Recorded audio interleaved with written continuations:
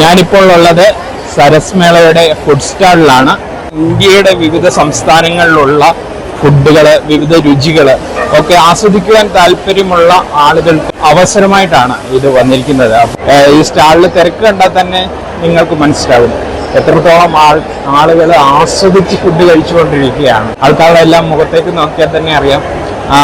എല്ലാ ഫുഡുകളും ഞങ്ങൾ കുറച്ച് 2-3 ദിവസമായിട്ട് ഞങ്ങളിവിടെ ഭക്ഷണം ട്രൈ ചെയ്യുന്നുണ്ട്. ഞങ്ങൾ കഴിച്ചതെല്ലാം വളരെ മികച്ച ആഹാരമായിരുന്നു. കോഴിക്കോട് മാത്രം ടേസ്റ്റ് ചെയ്യാൻ പറ്റുന്ന കോഴിക്കോടിൻ്റെതായ പ്രത്യേക വിഭവങ്ങളാണ്. കോഴിക്കോടിൻ്റെ സ്റ്റാളാണിത്.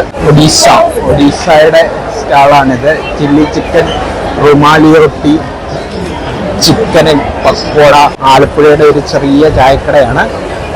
അതിനുശേഷം നമ്മൾ വന്നിരിക്കുന്ന രാജസ്ഥാനാണ്. രാജസ്ഥാനി വേഷവിധാനങ്ങളോട് കൂടി തന്നെയാണ് അവരുടെ സെയിൽ നടത്തിക്കൊണ്ടിരിക്കുന്നത്. ഇവിടുത്തെ പ്യാസ് കച്ചോരി, മുഗൾ ഹൽവ, മിർച്ചി വട, ആലു പനീർ, ബട്ടർ പാവ് ഇതൊക്കെയാണ് ഇവിടെ കിട്ടുന്ന പ്രധാനമായ ഐറ്റങ്ങൾ. അട്ടപ്പാടിയിലെ വനസുന്ദരി കോഴി ഒരുപാട് ഫാൻസ് ഉള്ള ഐറ്റമാണ്. അട്ടപ്പാടിയിലെ വനസുന്ദരി കോഴി കഴിക്കാൻ നമുക്കിനി അട്ടപ്പാടി വരെ പോകേണ്ട ആവശ്യമില്ല. നമുക്കിവിടെ വന്നാൽ അട്ടപ്പാടിയിലെ വനസുന്ദരി കോഴി 200 രൂപയ്ക്ക് നമുക്ക് കഴിക്കാവുന്നതാണ്. ഇവിടുത്തെ ഓരോ കൗണ്ടറുകളും ഓരോ രുചി വൈവിധ്യങ്ങൾ തന്നെയാണ്.